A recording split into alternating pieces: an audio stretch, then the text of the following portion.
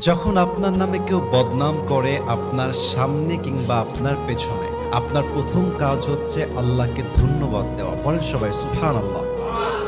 কি সুন্দর কথা আল্লাহ তাআলা বলছেন, খুব খেয়াল করবেন। আল্লাহ বলছেন, সবর ধারণ করো তাদের কথার ব্যাপারে যারা তোমার ব্যাপারে বদনাম করে। এর কারণ আমি আল্লাহ জানি তারা যা বলছে সত্য নয়, বরং তুমি হচ্ছ আসল সত্যবাদী। তুমি সেই অন্যায়টা করো নাই।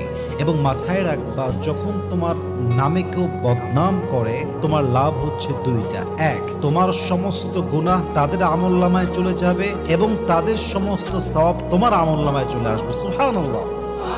তো যারা বদনাম করবে তাদের জন্য আপনি আফসোস করবেন যে ইস রে, আমার ভাইটা বুঝে না, আল্লাহ আমার ভাইকে তুমি হেদায়াত দান করো। কিন্তু মানুষের বদনামের জন্য, অন্যের চরিত্র নষ্ট হওয়ার জন্য নিজের চরিত্র নষ্ট করা, এটা বোকামি ছাড়া। তোমার রব কে? আল্লাহ, তোমার দিন কি? ইসলাম, তোমার নবী কে? হযরত মুহাম্মদ সাল্লাল্লাহু আলাইহি ওয়াসাল্লাম। মাশাআল্লাহ, মাশাআল্লাহ।